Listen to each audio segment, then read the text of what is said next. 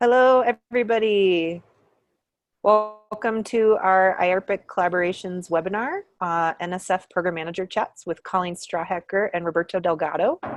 My name is Jessica Rohde, and before we get started, I'm just going to give you a little tech overview on using Zoom. So the most important thing that you want to keep an eye on is in the bottom left corner of your Zoom window is that handy mute button. You will unmute, and if you don't, I can mute you, but sometimes you won't be able to unmute yourself, so it's better if you keep track of muting yourself. The second thing is you can also turn on your video if you want, so you can see your lovely faces. This might be more important for the end of the webinar when we'll be opening up the room for discussion. Then we can all see each other's faces and get to know each other. Finally, one last thing I wanted to show you about Zoom. If you look in the top right corner, you can toggle between gallery view and speaker view. So if you want to just have your whole Zoom window taken up by whoever's speaking, put it in speaker view, and maybe for the discussion section, you can see everybody's faces. I also want to point you towards the IARPIC website. IARPIC is hosting this webinar today. It stands for Interagency Arctic Research Policy Committee, and our job is to coordinate the research being done by all of the federal agencies working in the Arctic. And we are chaired by NSF, so we're really excited that they are having our first Program Manager Chat webinar. So thanks, Colleen and Roberto. And if you want to stay up to date about future Program Manager Chats and anything else happening at IARPIC, I invite you to request an account on our website. I'm going to put the link in the chat, and you can just go to iarpccollaborations.org if you're calling in only. The IARPIC Collaborations website is really unique because it contains a member space where anybody from inside or outside the federal government can request an account and share what they're working on by posting to the website. And once a week, all those posts go out in an email digest to our 2,000 members of IARPIC Collaborations. So in addition to people like Colleen and Roberto announcing funding opportunities there's lots of other program managers from other agencies announcing funding, publications, events, and people from all types of sectors, non-federal, academia, NGO, indigenous, international, sharing their work and their resources. So again, I invite you to request an account at iarpiccollaborations.org. And that's all for me, and now I will turn it over. Okay, thank you. And I'll go ahead and share my screen here. Can you see that okay?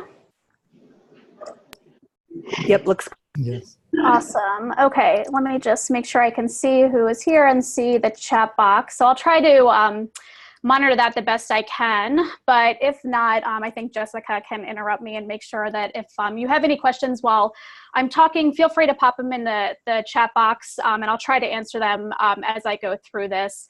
But otherwise, I'll just kind of keep talking, and then I'll open up for conversation at the end. So for those of you who don't know me, my name is Colleen Strawhacker. I'm a program officer here at the National Science Foundation. I started last August now. I'm currently running the Arctic Social Sciences program and co-leading the Arctic System Sciences program.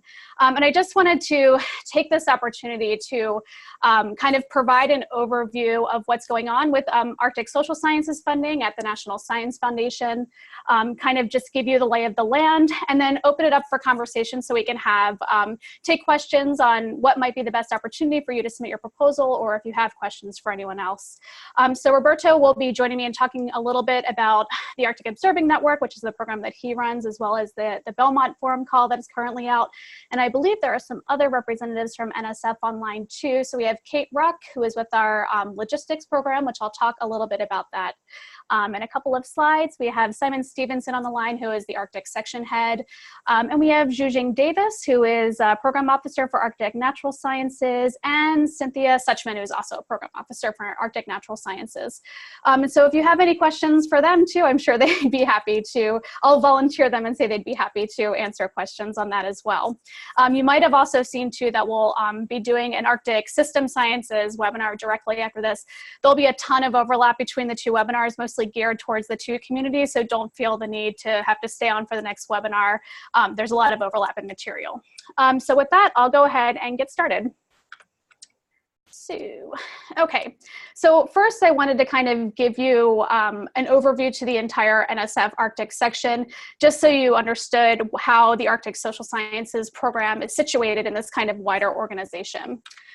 So the NSF Arctic Science section has 4 different programs. The Arctic Natural Sciences program, which Cynthia and Zhuzhing are currently leading, focuses on processes that are important to understanding the physical environment of the Arctic. We have the Arctic Observing Network, which is led by Roberto, and he'll talk a little bit more about that in a few slides. But that's really designed to make field observations to detect and understand Arctic system change and to generate data that are intended for wider use. I'll talk a little bit about the Arctic System Science program in a couple of slides, but again, it's self-explanatory in a lot of ways, advances understanding of the Arctic as a coupled system. And I just wanted to point out here too that I've included this, including socio-ecological systems. So that's very relevant to the social scientists that are online. And then, of course, the Arctic Social Sciences program, which is what you're here to hear about, which is really supports the study of Arctic social and cultural systems, past and present, and with a specific interest in supporting co-produced research, Indigenous scholarship, and Indigenous science. So I've called out a lot of these names already, but just so you can see them on the screen, Cynthia and Zhuzhing leading Arctic Natural Sciences, Roberto leading the Arctic Observing Network, myself and Roberto leading the Arctic Social Sciences program, and then Greg Anderson and I leading the Arctic System Science program. I also wanted to highlight our Research Support and Logistics program, which is led by Pat Haggerty, Jen Mercer, and Frank Rack.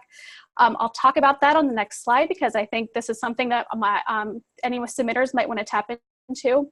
And if you're interested in kind of polar education opportunities, Lisa Rome would be the program officer for that one. So before I get into the nitty-gritty of kind of Arctic social science opportunities, I wanted to kind of put this in front of your face and let you know that we have a research support and logistics program here within the Arctic section.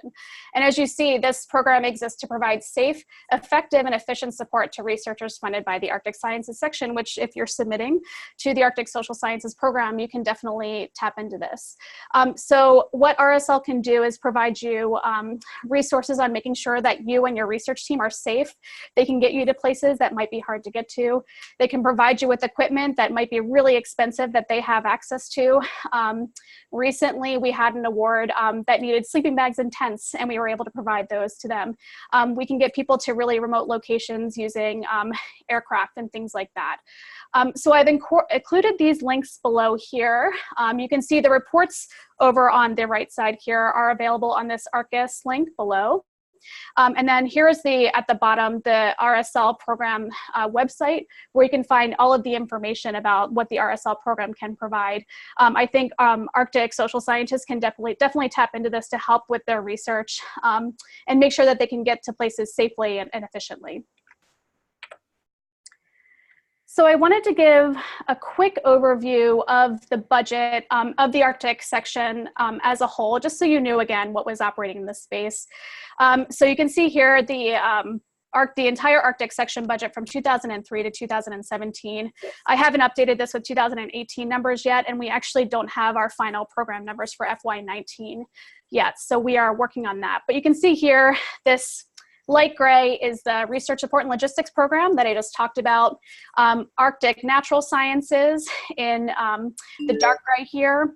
Arctic System Science in the blue, Arctic Observing Network in the yellow, and Arctic Social Sciences here in the green.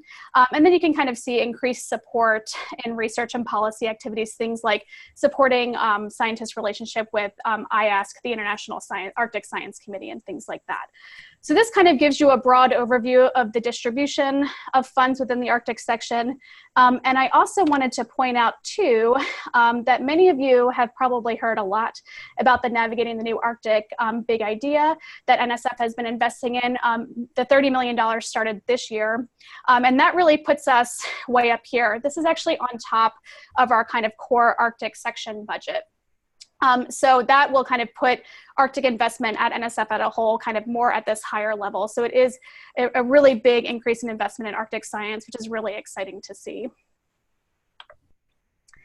So to kind of pull out these numbers a little bit, I wanted to kind of show you the changes and the kind of distribution of funding. So here are numbers from 2009. I picked the next two slides at random just to kind of give you an idea of how the budget kind of breaks down. So 2009, the Arctic section budget, you can see, 41% of the budget that year went to the RSL program. 20 to Arctic system sciences, almost 15% to Arctic natural sciences. And you can see here, Arctic social sciences was approaching 4% of the entire Arctic section budget. In 2017, that changed, in which we see a nice increase in Arctic social sciences funding, almost going up to 8%. So that, again, gives you a really broad overview of how things might be kind of varying over time. So if you want to apply for a grant from the Arctic section, this will be the solicitation that you will look at. I'll leave it up on the screen. You can screenshot it. You can also Google Arctic Research Opportunities Solicitation, but this will cover all of the funding opportunities for Arctic social sciences, Arctic natural sciences, Arctic Observing Network, and Arctic System Sciences. And this also has information on the Research Support and Logistics Program as well. So I would highly recommend going to the solicitation, seeing what's available for you. Things like, it'll have information on things like research coordination networks, research networking activities, dissertation improvement grants under the Arctic Social Sciences Program, workshops, eagers, et cetera, et cetera. So definitely this will kind of be your guiding document for you, in addition to our proposal preparation guide from NSF overall. This will be where you want to go if you want to see the specific grant opportunities available through the core Arctic section. So I'll jump right into the Arctic Social Science Program and let you know kind of where we're heading with this, or at least how I've kind of approached the Arctic Social Science Program since I've arrived, but I would love to get your feedback on kind of what you think about this too. So many of you know, and many of you participated in the Arctic Horizons program that took place probably over the last couple of years. There were a series of about 6 or 7 meetings that brought many people of the Arctic social science community, and not just those funded by NSF, but early career researchers, international researchers, indigenous organizations and communities came together to talk about the Arctic Social Sciences Program, to reassess the goals, potentials, and needs of these diverse communities, and what the Arctic Social Science Program should be investing in within the context of the rapidly changing North. So this is a really innovative opportunity for people to get together and really have open conversations on where the Arctic Social Science Program at NSF should be going. I would really recommend going to this link, the arctichorizons.org link. That website has all of the information about all of the meetings that were held, the participants of the meetings. They have kind of really cool word clouds and different visualizations of what was talked about at the meetings.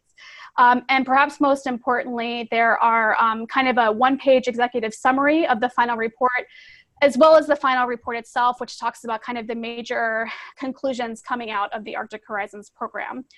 So I've been really using this as a guiding document in a lot of ways for where the Arctic Social Science Program should be and where investment should really be kind of guided.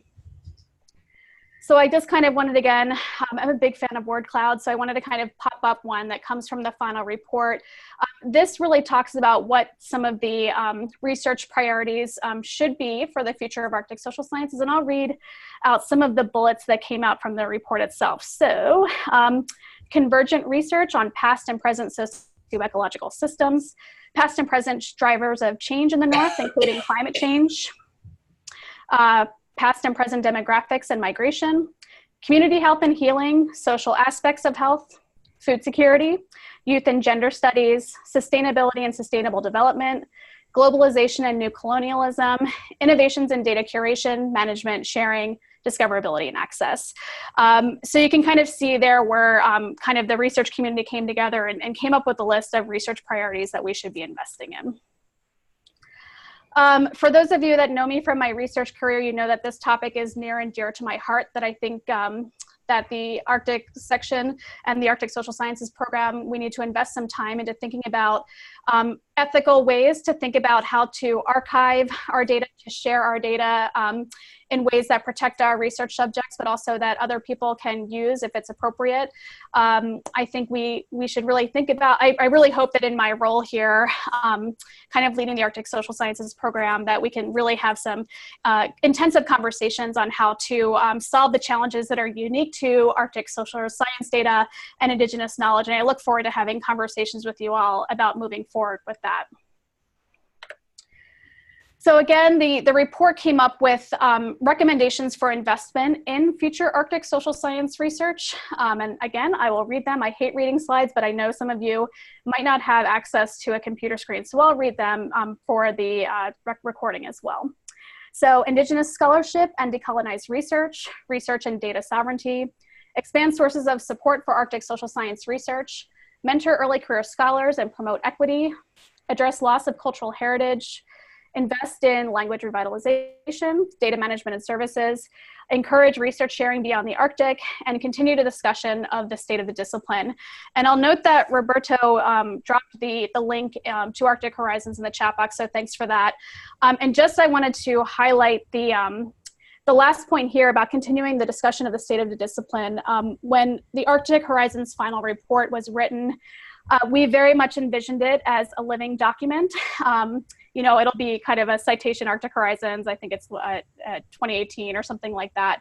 But I'm very much dedicated to the fact that this is a living document, that these are not static ideas. The state of the field will change, it will evolve over time as we do more and more science.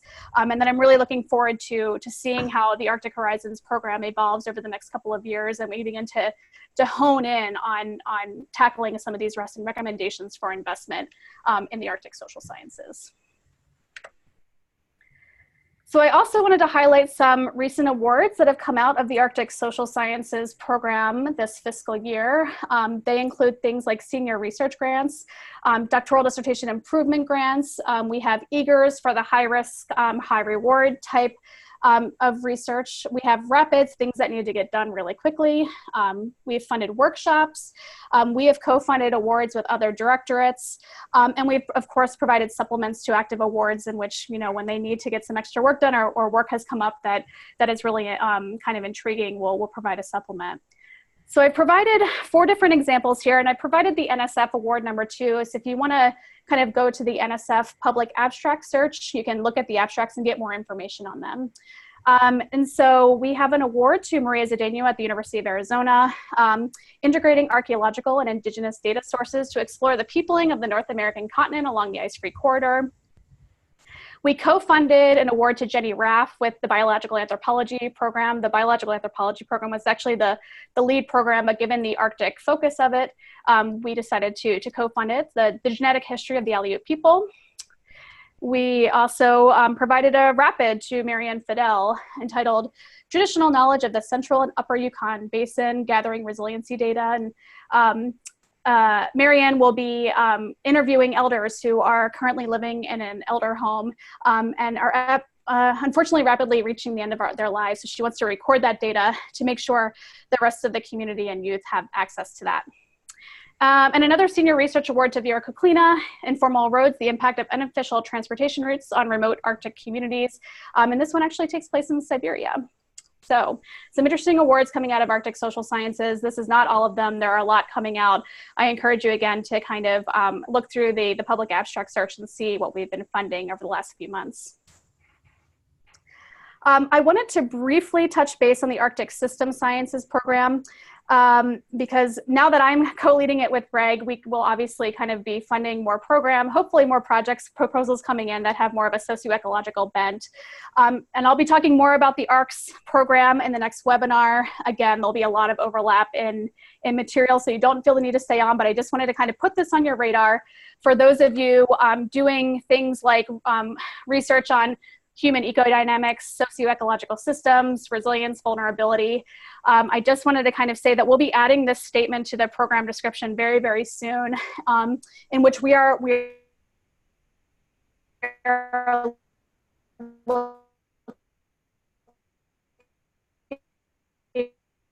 at accepting proposals that tackle in the example NH program at NSF, or what we're looking at the Navigating the New Arctic program, which I'll talk more about in a couple of slides. So I just wanted to put that on your radar. If you have any other questions about that, feel free to send me an email or give me a call. So with that, I will hand it over to Roberto to give you some information on the Arctic Observing Network. All right, thank you, Colleen, for allowing me a little bit of time in this webinar to also give a brief interlude and overview of Arctic Observing Network, and as well talk a little bit about the current Belmont Forum call. For those of you who don't know me, again, my name is Roberto Delgado. I'm a Program Director for the Arctic Observing Network at the National Science Foundation, Office of Polar Programs, Section for Arctic Sciences. I also began in August, just a few weeks prior to Colleen joining the team. And it's been really exciting these past few months working on Navigating the New Arctic, Big Idea solicitation, as well as managing the Arctic Observing Network and helping Colleen with social sciences. And so what I want to do today, just in a brief few minutes, is sort of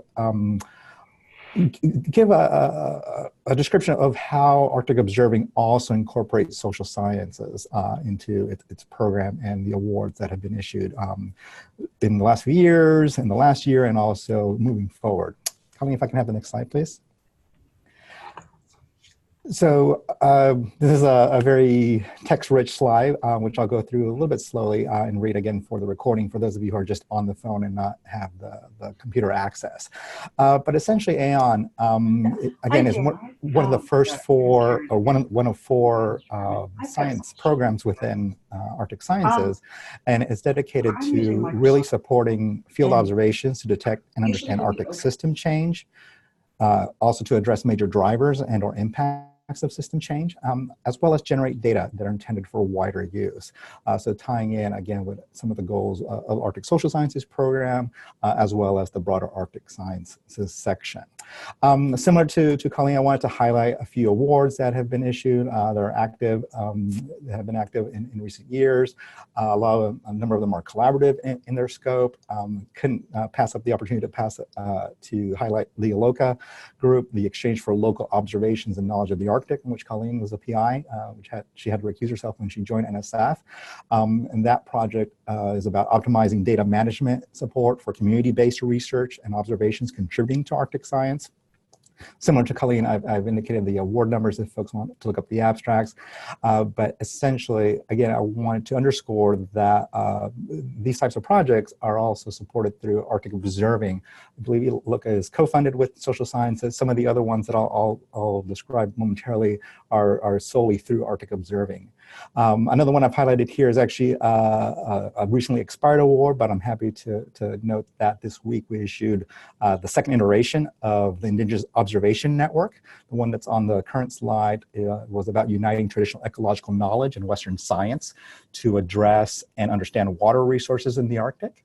And I'm going to add the public abstract of the current award that was issued earlier this week to the chat, which focuses on basically Indigenous Observation Network, again, impacts of environmental change on the Yukon and Kuskokwim watershed. So again, the lead PI here is Ada Mutter, with co-PIs Alexander Kolodov from the University of Alaska Fairbanks.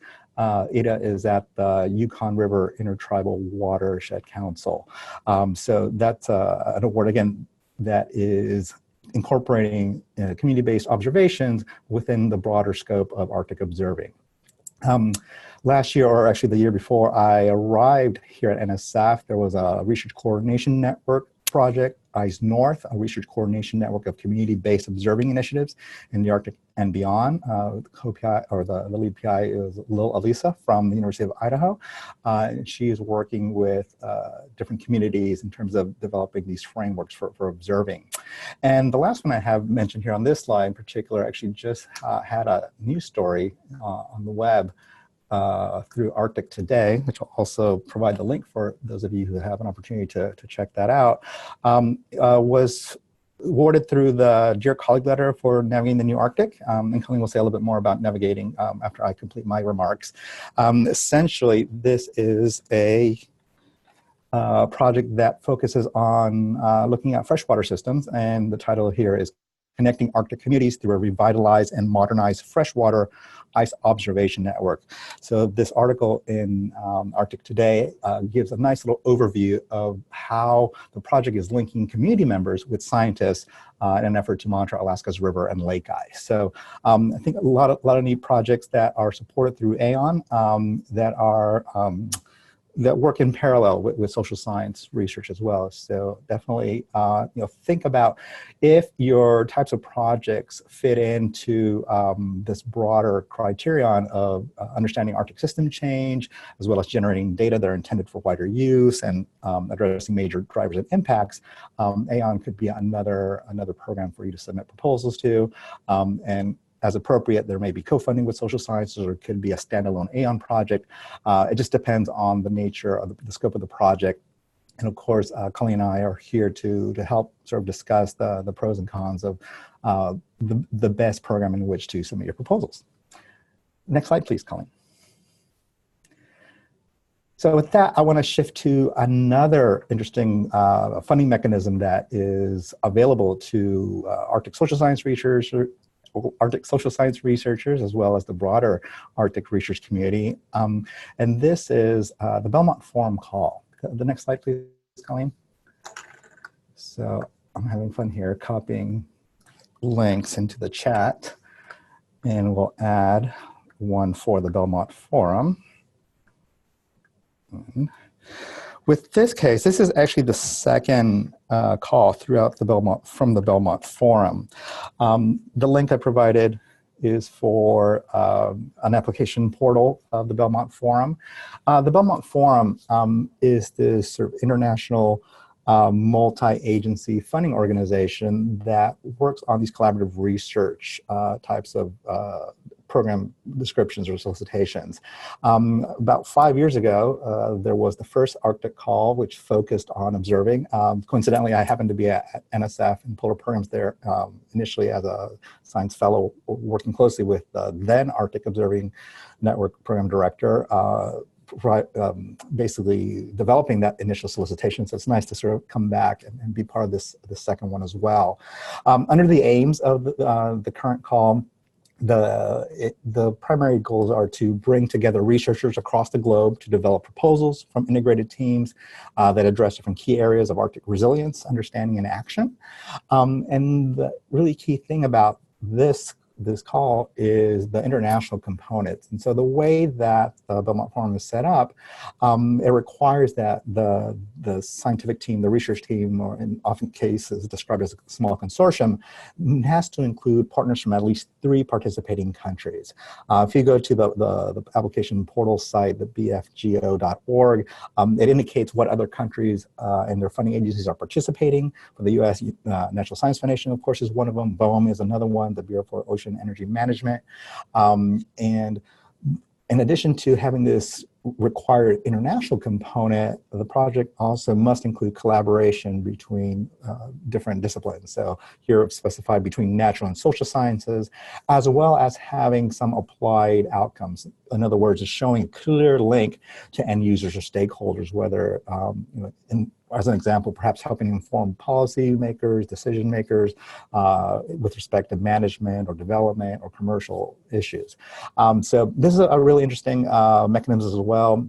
It does take a little bit more work if you don't already have an existing network of international partners or good collaborations with natural scientists or other disciplines, but it is potentially a worthy effort as well to really help advance the science.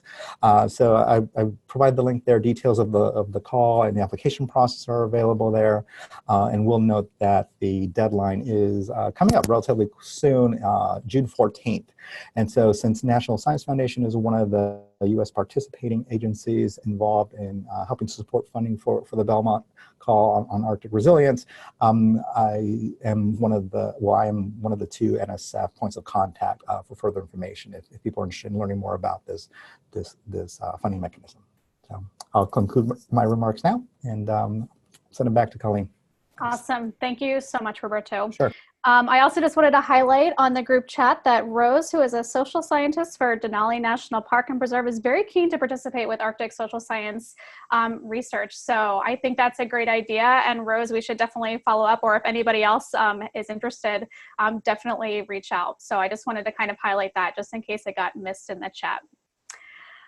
So I'll talk a little bit about navigating the new Arctic. It's made a lot of news this year because it's quite a bit of money being pumped into Arctic research from NSF. So I'll kind of give you an overview of that, and then hopefully we are done and we can open it up for questions. So again, another website for you. This is kind of the primary website for the Navigating the New Arctic program at NSF. This kind of gives all updates on the status of solicitations. Our current solicitation closed on March 4th, but we're planning on having one for FY20. So keep an eye on that. This also has things like what has been awarded, and we had Dear Colleague letters that funded Navigating the New Arctic related programs. So it provides kind of those awards. And also we had a webinar for potential PIs. So I definitely, if you're interested in learning more about Navigating the New Arctic from the solicitation perspective, definitely take a look at that. And it had schedules, things for office hours. And so that's kind of where a lot of our information about Navigating the New Arctic is living on the NSF side of things. So feel free to visit that if you want more info, or reach out to me if you want to have any more questions about Navigating the New Arctic. So some of the key components for Navigating the New Arctic, you can see on the right, we kind of have this tri-Venn diagram, the social system, the natural environment, and the built environment. And one of the requirements for our solicitation this year was that your proposal touch at least two of those circles in some way, and both the kind of research thrust and also your project team and everything like that. Some very general, broad goals for Navigating the New Arctic, you can see on the left, innovate for Arctic observing, advance research and modeling, co-production of knowledge, build and enable partnerships, advance STEM education and workforce. So I wanted to highlight some of the FY17 and FY18 Navigating the New Arctic Awards. We obviously, the solicitation for this year just closed on March 4th, so we're still processing those, so we don't have any FY19 awards just yet. But these FY17 and FY18 awards were funded under, like I mentioned before, a Dear Colleague letter in which NSF was really starting to explore this idea of big ideas, of which Navigating the New Arctic is one of them. So I wanted to kind of highlight them just to give you an idea of what Navigating the New Arctic has invested in the past. So we have an award to Ning Zhao, coordinate a transdisciplinary research network to identify challenges of and solutions to permafrost, coastal erosion, and its socio-ecological impacts in the Arctic. Another award to Thomas Ravens, Anchor Arctic Network for Coastal Community Hazards, Observations, and Integrated Research. And then an award to Marie Lowe, Emergency Response in the Arctic, Investments for Global Capabilities and Local Benefits. So you can kind of really see the convergent nature of these awards coming out of Navigating the New Arctic. Again, Navigating the New Arctic is planned as a 5-year initiative at this point, with FY19 being the first year of that. So definitely keep an eye out for future opportunities, or even ways to engage with the research community that will be developing coming out of the Navigating the New Arctic program. So with that, I will stop talking. I know we just threw a ton of information at you, and we also threw a ton of information at you that has quite a bit of overlap and very fuzzy boundaries between things like Arctic social sciences and AON and the Arctic system sciences and Navigating the New Arctic. Here's Roberto's and I contact information, but at this point, I want to open it up for any questions. You can feel free to pop it in the chat, unmute yourself and ask a question, not just questions, but comments or any ideas on how you think the Arctic Social Sciences program can better serve you and your research. So with that, I'll stop talking.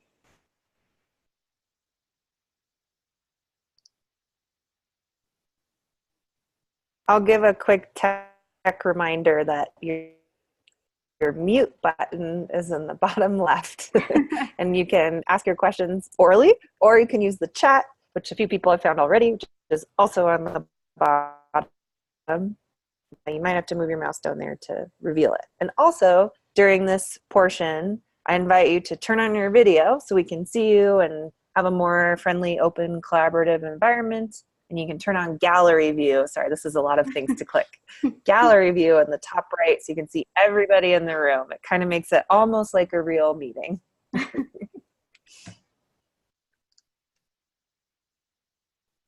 question. This is Helen Wiggins, Farkas. Hi, Ellen. Great, Jessica, Colleen, Roberto. Thanks so much. That was really, really useful.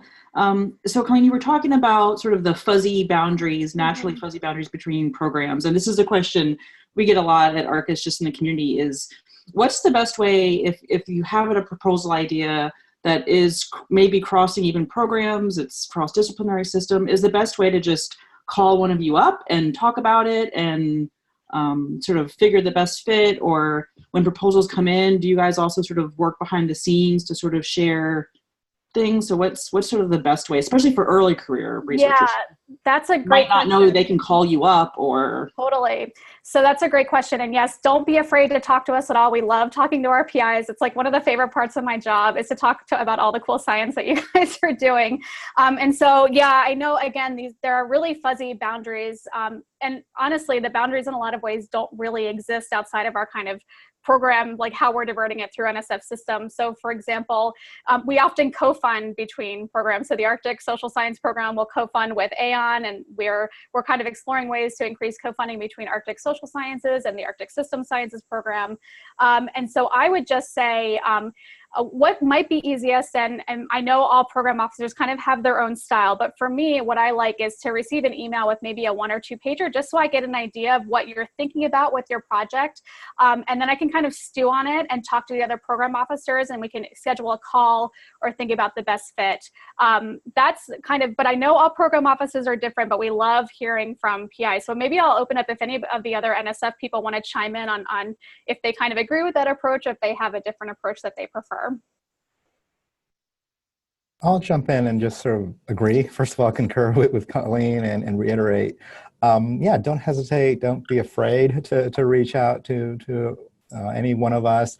We're not that scary. And actually, yeah, very happy to sort of hear about your great ideas and sort of talk amongst ourselves and figure out, hey, I just got this neat 1-pager idea. What do you guys think? Is it better, maybe it doesn't fit in AON necessarily, but really has potential for system science or ANS.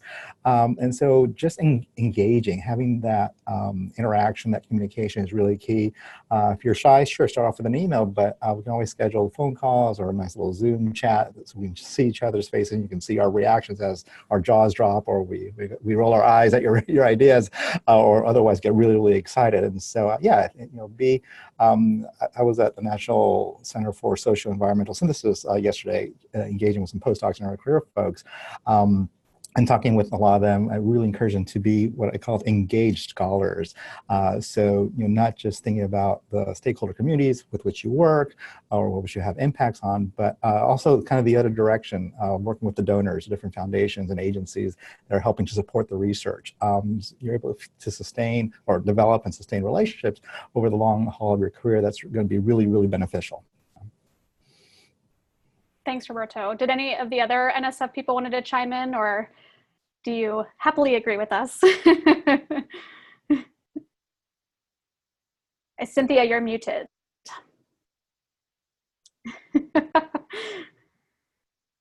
No, I had to unmute in so many ways. I thought I was on my phone. I'm Cynthia Suchman, Arctic Natural Sciences. So just to reiterate what Colleen said, yes, often the best thing for us is to get an email with a 1 or 2 pager.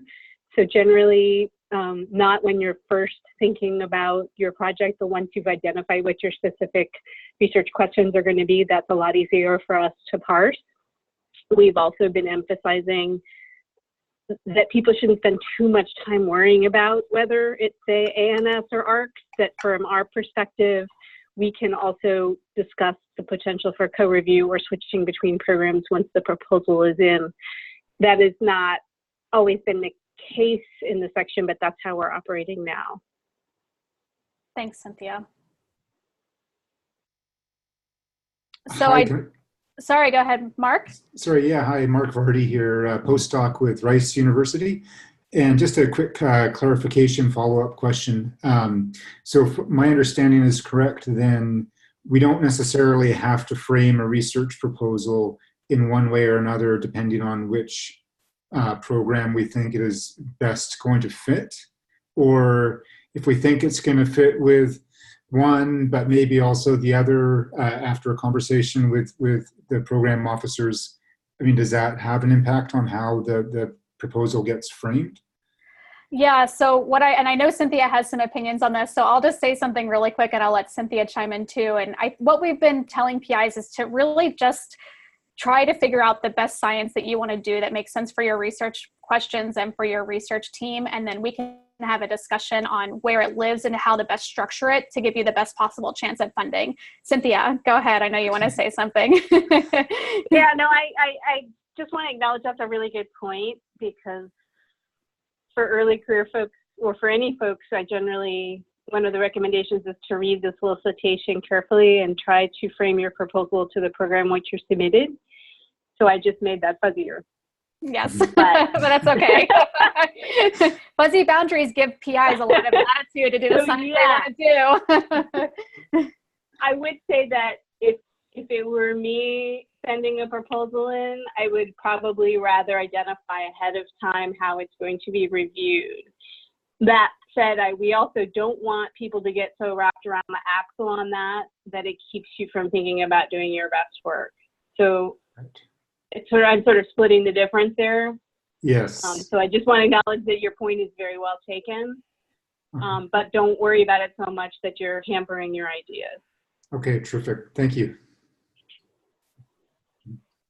So I did get a chat from someone about forwarding PowerPoints to participants after the webinar. I'm happy to post the PowerPoints on the IARPIC website. I have your email, the person who chatted me, so I'll email you the PowerPoint when I have a chance to take a breath. But I know, Colleen? Yeah, go ahead, sorry. Sorry to interrupt. So there may be other individuals that also want access to the PowerPoint slides. And so I believe the plan is to post them on the website. And so I would encourage folks to, if they don't already have an IARPIC account, to request one so that they can have access not only to the slides, but to all the other resources and information that are posted on there. That's a really good point, and the recording will be on there too. This one seemed to be a time-sensitive request, but definitely check the IARPIC website, and we'll have the information posted on there. And I have another question on chat. What if you have a project summary that PM want you to submit, but have no university who will be the lead due to the transdisciplinary and socio-ecological foci, such as all hazard sciences with community emergency management? As a nonprofit, as the sponsor, it is unlikely to be competitive. So I don't think with a nonprofit as a sponsor that it's unlikely to be competitive at all. I would definitely look at the solicitation and see kind of if there are any restrictions on what institutions can submit to whatever solicitation that you decide to apply for. For example, navigating the new Arctic, we didn't have any restrictions, I believe, right, Roberto? So we got a lot of submissions from nonprofits, from indigenous organizations, a real diversity of people. So I would not assume, just to say that your nonprofit is not likely to be competitive. I would definitely say feel free to talk to us and go for it.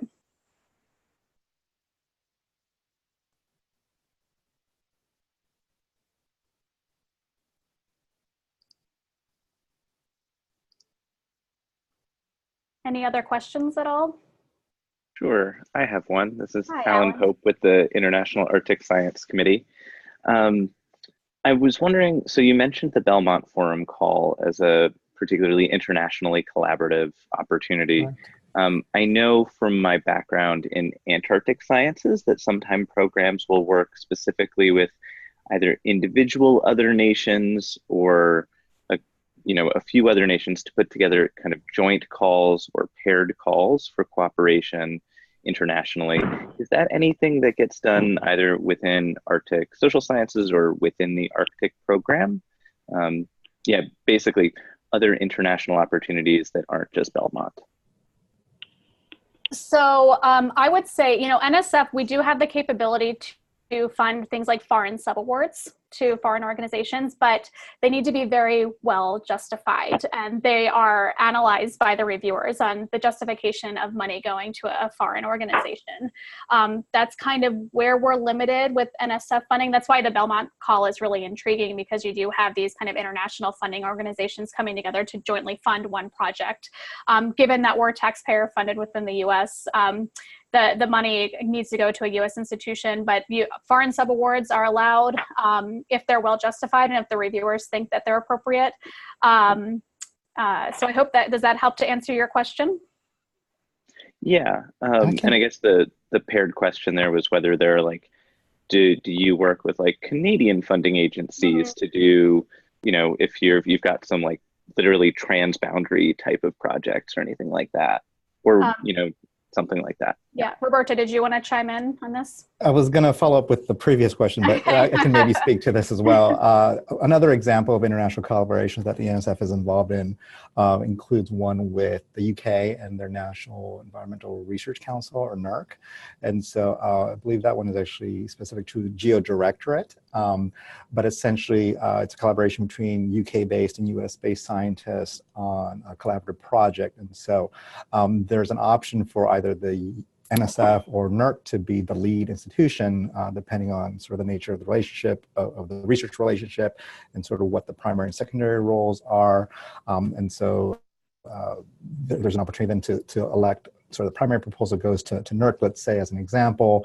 If that reviews well and is recommended for funding, then there's an agreement in place such that the US-based partner would also, would then, if it's recommended for funding through NERC, that then the US-based partner would submit their proposal, and we would base our recommendation on the review ratings that the NERC panel had, or their evaluation system, or vice versa. In the case where the US is the primary, then we would do the primary review, make our recommendation to award, and then through the international agreement, NERC would then support the UK-based scientist. So that answers the first question.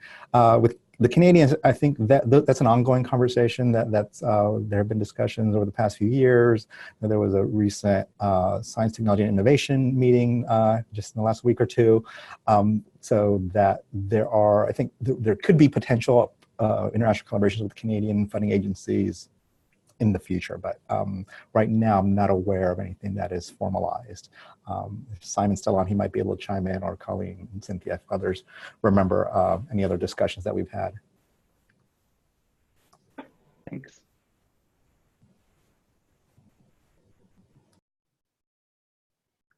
Yeah, I can chime in just to sort of make the general point, which I think has already been made, that yeah, the model is that basically, U.S. agencies fund the U.S.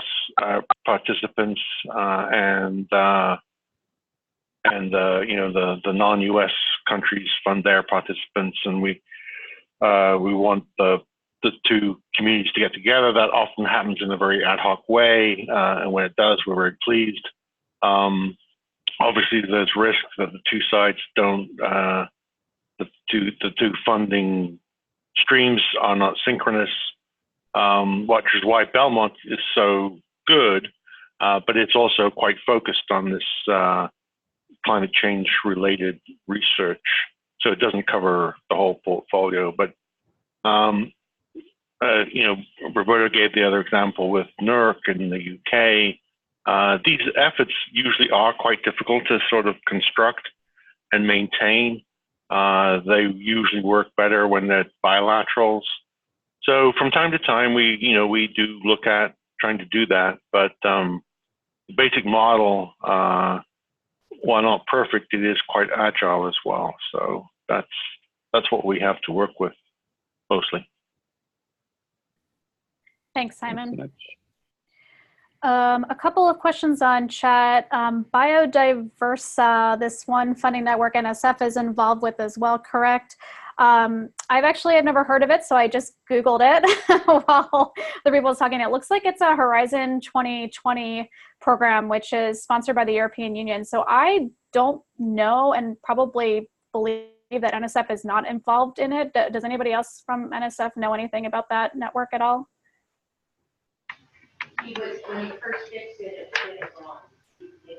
I do not. Okay. Yeah. So I think that one is more focused on European Union. Okay. Another question from Kristen.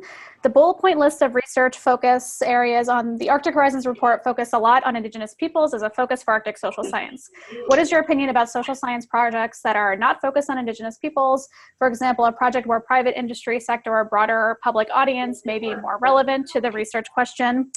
Yeah, so that's a really good point. Sorry, I think someone's not muted. So yeah, no, you do not. So the Arctic Social Sciences program will fund anything Arctic social science related. So take a look. I always say anything that the Social Behavioral Economic Sciences Director or the SB Directorate at NSF, the Arctic Social Sciences will take in and review. That's really the lovely part about kind of a regionally based program like the Arctic Social Sciences program, is that we can be really flexible on what we're willing to review. So if you have social science related research that does not directly engage Indigenous peoples, that's fine if it's appropriate. Don't force it if it doesn't fit. But if you do plan on working with Indigenous people, definitely kind of think about interacting with them before you submit your proposal and thinking about that. But that is not a requirement at all for Arctic social sciences proposals.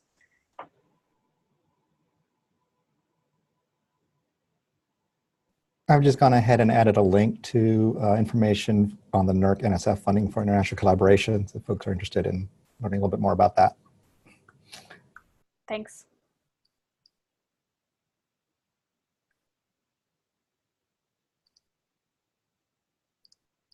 Any other questions at all?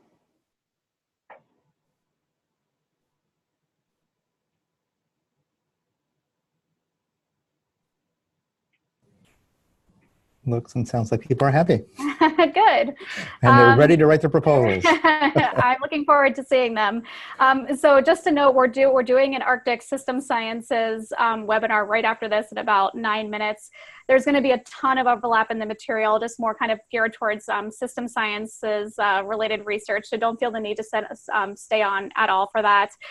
It'll also be recorded, and also feel free to reach out to Greg or I if you're interested in more system science related research. So thank you so much for calling in and asking questions. And like I said, don't be afraid to reach out if you are thinking about submitting a proposal.